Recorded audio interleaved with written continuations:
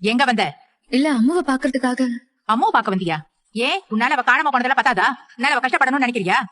இங்க பாருங்க, குழந்தை காணாம போன விஷயம் தெரிஞ்சு நீங்க எந்த அளவுக்கு பயந்தீங்களோ பதட்டப்பட்டீங்களோ அதே அளவுக்கு நானும் அந்த விஷயத்த கேட்டு துடிச்சு போயிட்டேன். அதனாலதான் அம்மாவை பாக்குறதுக்காக இங்க வந்தேன். ஐயோ, ரொம்பதான் குழந்தை மேல அக்கறை உனக்கு. யார்கிட்டயும் சொல்லாம வீட்டு விட்டு போனதே உன்னாலதான். நீ மட்டும் விஜய் கல்யாணம் பண்ணிக்க சம்மதம் சொல்லியிருந்தா இன்னைக்கு குழந்தை மனசளவுல இவ்வளவு கஷ்டப்பட்டுக்குமா? இல்ல அவ இப்படி வீட்டை விட்டு வெளியே போயிருப்பாளா? அவ எவ்வளவு தூரம் மனசளவுல இந்த விஷயத்தை பத்தி கவலைப்பட்டிருந்தான்னா அவ இப்படி ஒரு காரியத்தை பண்ணிருக்கணும். நான் இங்க வந்தது அம்மா மேல இருக்கிற அக்கறையில அவளை பாக்குறதுக்காக. மறுபடியும் அம்முங்கிற இப்ப நீ வெளியே போறியா இல்லையா? எந்த விஷயத்தை பேசணும் தெரியாத உனக்கு? வீடு தேடி வந்த பொண்ணு இப்படி தான் வரட்டி அடிப்பியா? காவேரி, குழந்தை ரூம் தான் இருக்கா, நீ போய் பாரு. தாத்தா, எனக்கு போன் மட்டும் பண்ணுங்க மாப்ள. சரிங்க. அவ நம்ம கிட்ட கோச்சுக்கிட்டு எங்கேயும் போகலன்னு தெரிஞ்சாதான் என் மனசுக்கு நிம்மதியா இருக்கும்.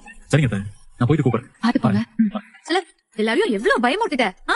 ஏன் அம்மா இப்படி எல்லாம் பண்ண? உங்களை பாக்கணும் போல இருந்துச்சு மிஸ். நான் உங்களை பார்த்து உங்ககிட்ட ஒரு விஷயம் கேட்கணும் தான் அப்பா கிட்ட கூட சொல்லாம வீட்டை விட்டு போனேன். என்கிட்ட உனக்கு அப்படி என்ன கேட்கணும்? நீங்க எங்க அப்பாவை கல்யாணம் பண்ணிக்காம வேற யாரையும் கல்யாணம் பண்ணிக்க போறீங்களா மிஸ்? என் அப்பாவை பிடிக்கலையா? ரொம்ப நல்லவர் மிஸ், ரொம்ப பாசமா இருப்பாரு, நல்லா பாத்துக்குவாரு. அவரை கல்யாணம் பண்ணிக்கோங்க மிஸ். நீங்க எனக்கு அம்மாவா வர முடியும். நான் பிறந்ததுல இருந்தே என் அம்மாவை பார்த்தது இல்ல. உங்க கூட இருக்கிறப்போ என் அம்மா கூட இருக்கிற மாதிரியே தோணும். ப்ளீஸ் மிஸ், நீங்களே எனக்கு அம்மாவா வந்துடுங்களேன்.